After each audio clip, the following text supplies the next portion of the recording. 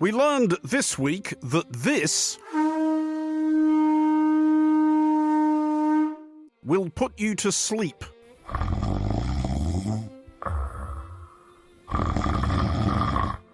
No, not Monocle Radio's widely beloved Friday news review, What We Learned, very amusing, but this, i.e. a conch shell being blown into. All right, put it down. Knew this would happen. We learned from boffins at the Eternal Heart Care Centre and Research Institute in Jaipur that the conch, for God's sake, may secrete a cure for sleep apnea. Not the sound of the conch as such, but the breathing techniques necessary to get a sound out of it. So we learned that while these are exciting times for sufferers of sleep apnea, they may be less so for their neighbours. But sticking with the subject of neighbours being vexed by unsolicited din, and once again, do you see how seamlessly these things are stitched together? We learned of a thaw across the Korean border. Well, possibly. Sure, but maybe don't get too carried away. We learned that there would be, for the moment at least, no more of this. That being the loudspeaker broadcasts with which South Korea taunts its northern neighbour with reminders of the bountiful blessings of capitalism, including K-pop. Which you would reckon would actually be sufficient to inculcate renewed passion for the revolutionary thought of Comrade Kim Jong-un and or nosebleeds. However, we learned that South Korea had reportedly decided to allow North Korean sentries to take their earplugs out. And we also learned that North Korea had accordingly reciprocated, meaning that South Koreans would be subjected to less of this. From which we apparently learned that the North Korean army is whiling away the long evenings in the DMZ by establishing a didgeridoo orchestra. But we learned that maybe not.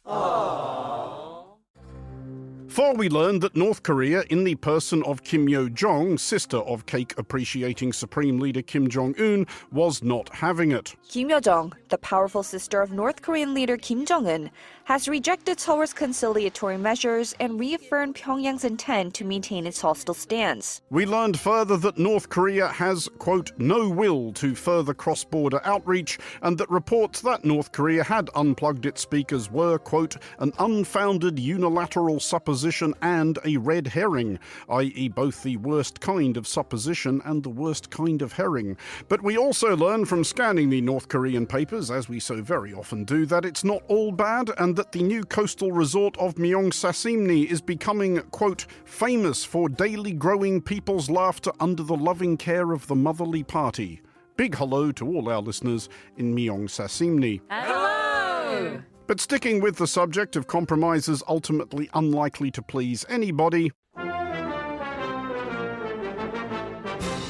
we learned how incredibly irritating it is when important news events are scheduled for Fridays, when we have to have this thing written and recorded by Thursday afternoon latest. For we learned that such satirical amusement as we might wish to wring from this week's Molotov-Ribbentrop tribute act in Anchorage would have to be wrung from the preliminaries, which, happily, did not disappoint. You know, I'm going to see Putin. I'm going to Russia on Friday. We learned that US President Donald Trump appeared not to have learned that Russia had in fact sold Alaska to the United States back in 1867 for the miserable sum of $7.2 million, still only about $156 million in today's money. Or perhaps that Trump had already resolved to sell it back for $157 million and claim a profit. A big hello to all our listeners in what may be, as of this broadcast, Alaska Oblast. Hello! We learned that in the meantime, Trump's administration intended to deploy a peacekeeping force to Washington, D.C. Let me be crystal clear. Crime in D.C. is ending and ending today. Which was arguably bold chat from Attorney General Pam Bondi, given that a 34 times convicted criminal was standing right behind her.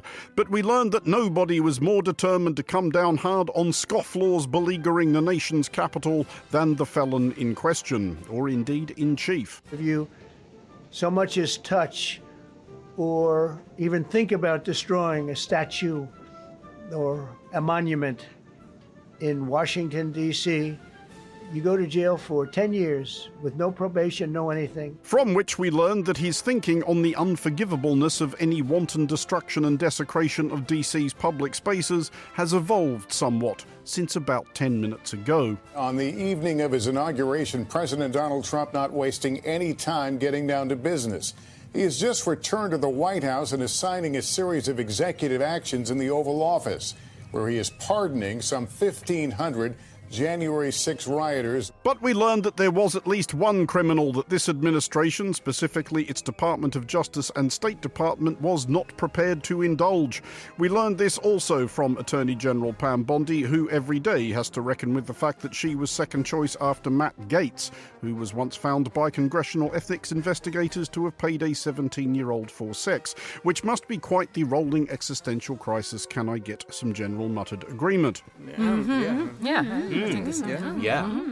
And we learn from Bondi's solemn utterances of a potential source of the kind of seed capital we need to make these weekly monologues even better, like with our own orchestra or whatever. Today, the Department of Justice and State Department are announcing a historic $50 million reward for information leading to the arrest of Nicolas Maduro. He's in the Miraflores Palace on Urdaneta Avenue in Caracas, near the junction with Avenida Sucre. Seriously, you can't miss it. It's the pink building with mauve pillars and a big Venezuelan flag out the front. You can send us the check, care of the office. Address is on the website. For Monocle Radio, I'm Andrew Mueller.